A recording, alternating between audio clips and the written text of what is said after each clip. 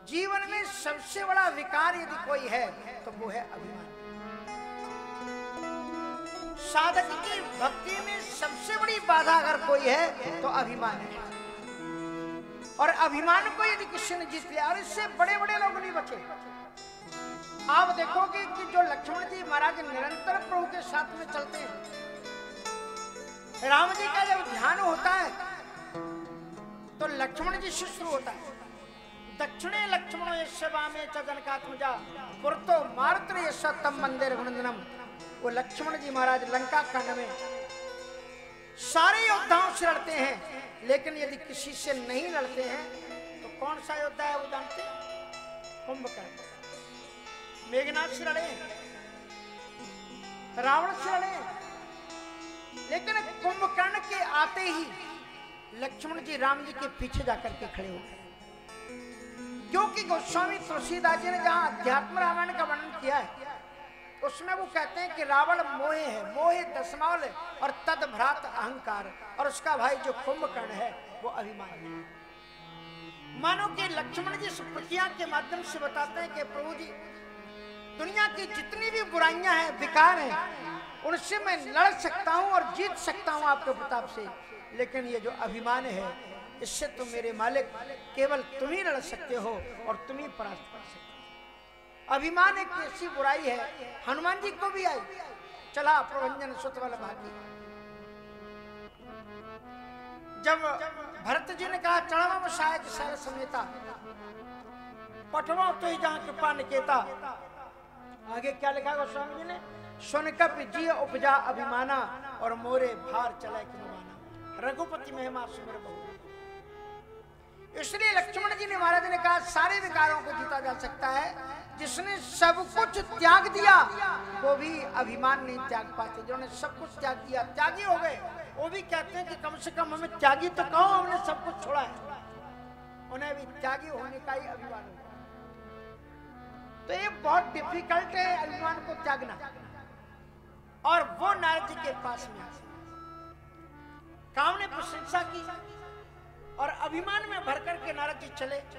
काम ने ये कहा कि महाराज आपके सामने जब तब तपस्या में मैंने बड़े बड़े योगियों को देखा, लेकिन शंकर भी आपके सामने कुछ नहीं है। तो नारद जी को ये लगा कि वास्तव में एक बात बहुत सुंदर कामदेव कह गया कि कोई भी मेरे समान नहीं है, पर इसका सर्टिफिकेट देगा कौन? इसलिए उन्होंने कहा कि सबसे पहले चलें इन्हीं शंकर जी के ही पास जाते हैं। शंकर जी को मैं पहले बताऊं, शंकर जी इस बात को मानते हैं कि नहीं मानते? क्योंकि किसी की कीर्ति का गान भी मान लेना बहुत अद्भुत बात होती है। इसलिए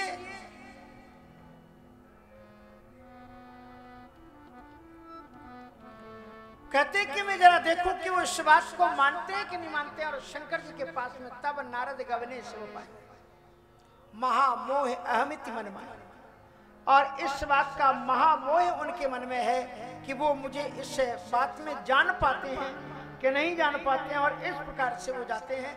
और जब शंकर जी के पास में गए तो बड़ी अद्भुत बात वो करते हैं। शंकर जी के पास में जाकर के वो बताते हैं कि महाराज ये देवता लोग जानबूझ करके हमको परेशान करते हैं, हमें ठगते हैं। तो सोचते हैं कि क्या हुआ नारद जी, क्यों उन्हें ये लगता था कि शायद ये मेरी बात कोई और सुन नहीं पाएगा।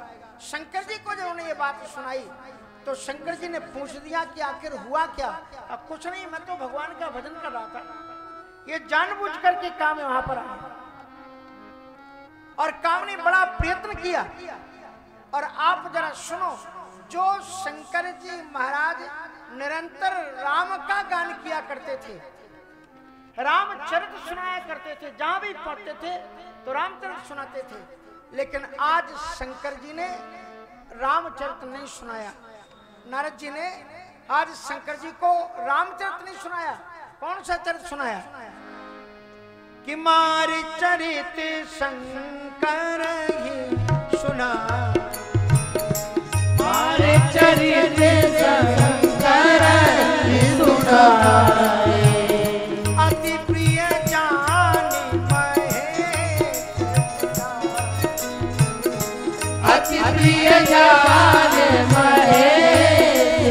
सिखाए। मार को अगर आप उल्टा करो तो राम ही होगा, और इसमें आ की मात्रा को भी उल्टा करना पड़ेगा। तो अगर आप करोगे तो रा आ और मा तो क्या हो जाएगा, राम।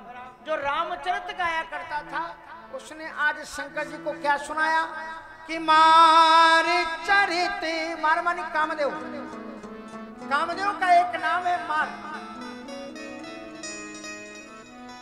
मार चरित शंकर ही सुनाए। नारद जी महाराज ने जब कामदेव, नारद जी ने जब शंकर जी ने नारद जी को आते हुए देखा तो वो खुश हो गए। उन्होंने सोचा नारद जी आ गए, वीणा के साथ में आए हैं, अब ये रामचरित सुनाएंगे, गान करते हुए राम की गाथा को गाएंगे। नारद जी ने चरित्र तो गाना शुरू किया, लेकिन आज रामचरित नहीं सुनाया, मार चरित शंकर ही सुनाए, काम के चरित्र को सुनाया। और पूरा विस्तार से वर्णन किया कि भोलेनाथ यूं तो आप भी कम नहीं है, आपने भी काम को जीता था, लेकिन आपने काम को तो जीता था, क्रोध को आपने जीत पाए थे, और क्रोध में भर करके आपने तब से वो तीसरा नयन उघारा और चितवत काम भय उजर छारा।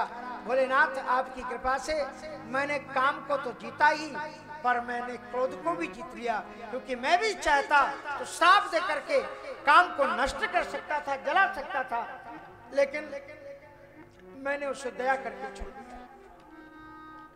और इस शब्दावली में बार बार मैं का आख्यान आता है, और भगवान कहते हैं पूरी भगवत गीता अर्जुन को इसलिए उन्होंने सुनाई कि तुम मैं का परित्याग कर दो। अहंकार विमूढ़ात्मा कर्ता हमिति मन्यते।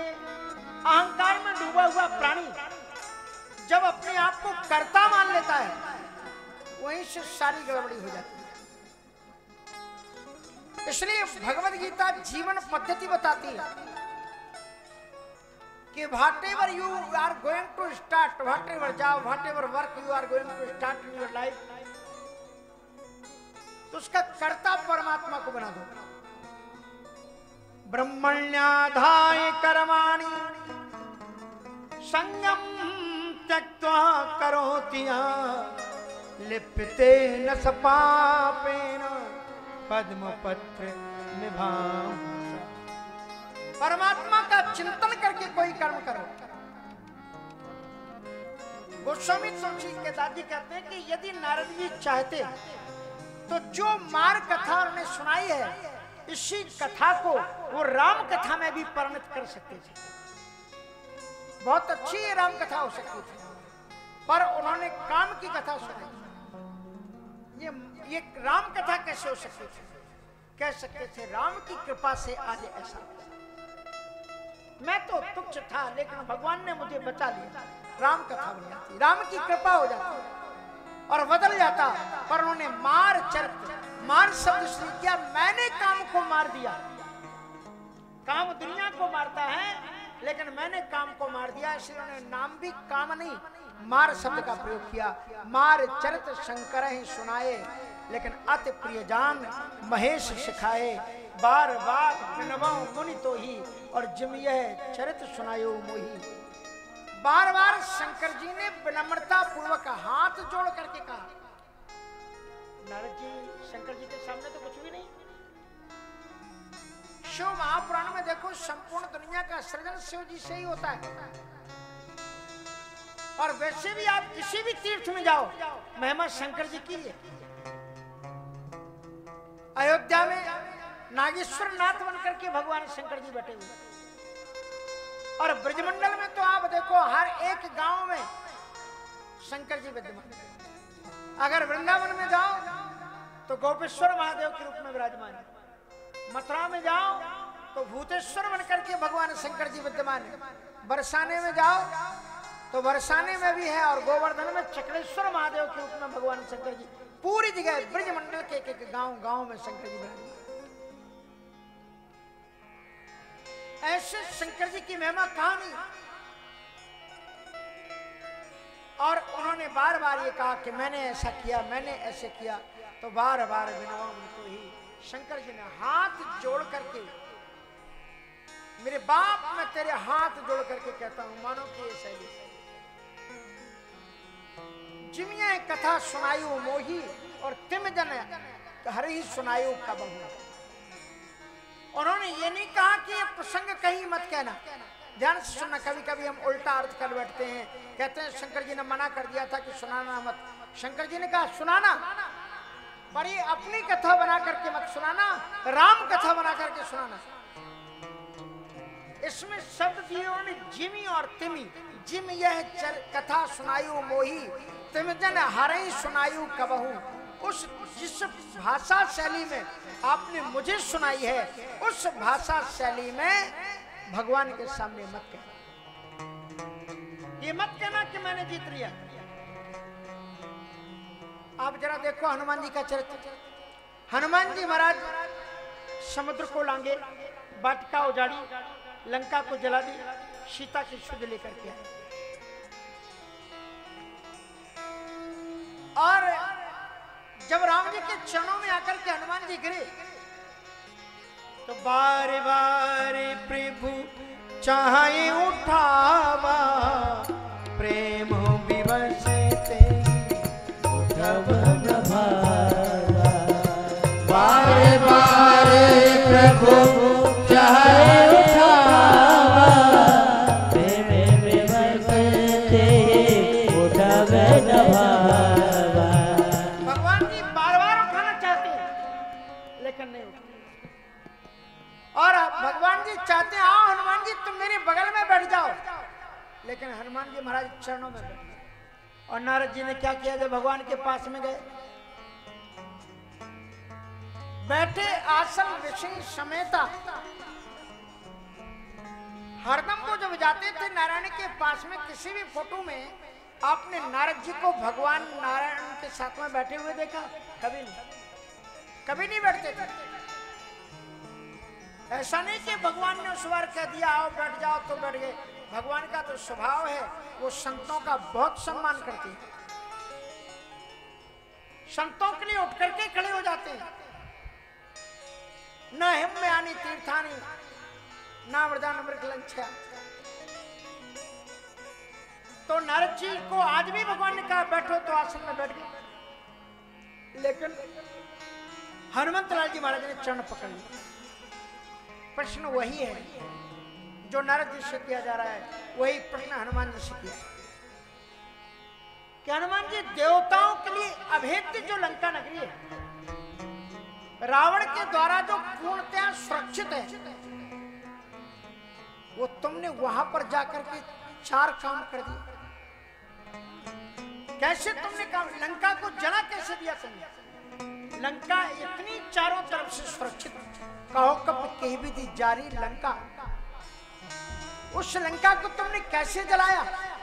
अब हनुमान जी कह सकते थे अरे हमने ऐसा किया, हमने वैसा किया। लेकिन हनुमान जी महाराज ने देखा कि प्रभु जी प्रशंसा की दृष्टि में कह रहे हैं कि वाह हनुमान, जो कोई काम नहीं कर सकता, लंका में घुसना ही मुश्किल है, तुम लंका में घुस गए और फिर तुमने लंका जला कैसे दी?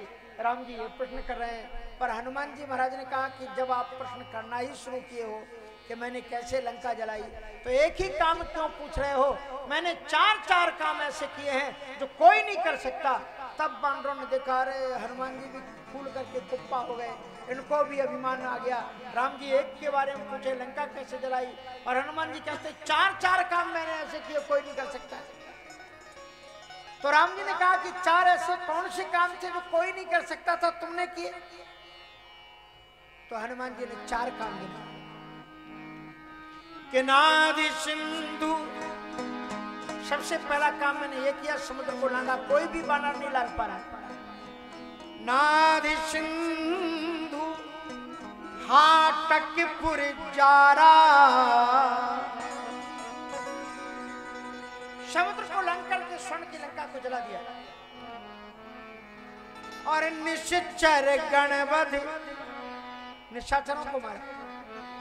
और निशाचरों में साधारण नहीं, अक्षय कुमार, जिसको कोई मार ही नहीं सकता था, अक्षय, अक्षय माने जिसका कभी क्षय ना कर सके कोई, उसको मैंने मारा। नादि सिंधु हाटक पुरजारा, निश्चर गणपति विपिन उजाला। वो जो वाटिका थी सामान्य वाटिका नहीं थी। रावण उस वाटिका को पुत्र की तरह, संतान की तरह प्रेम करता था। उस वाटिका को मैंने उजाला, 4 काम मैंने किए। और जब हनुमान जी ने ये 4 काम गिनाए तो राम जी मुस्कुरा दिए। राम जी मुस्कुराए तो बोले प्रभु हंसते क्यों हो? कहा हनुमान जी आपने 4 काम तो बता दिए, लेकिन क्या क्रम यही है जो क्रम तुम बता रहे हो? मानिए अगर आप 4 काम गिनाओगे तो पहले जो किया, पहले अगर आपसे पूछा जाए कि 7 कांड कौन है तो आप कैसे गिनाओगे?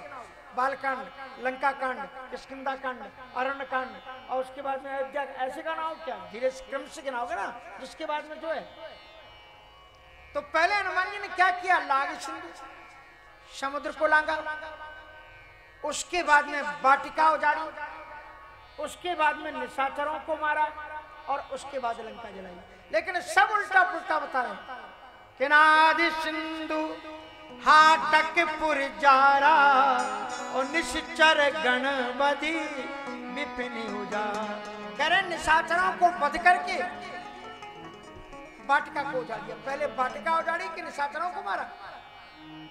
पहले वाटिका उजाड़ी, उसके बाद निशाचरों को। जब निशाचर बीच में कूद पड़े, ये कौन है? तब तो हनुमान जी से राम जी ने पूछा कि जिस क्रम से तुम बता रहे हो, क्या तुमने सारे काम इसी क्रम से किए हैं? तो हनुमान जी ने अपना सिर नीचे कर लिया।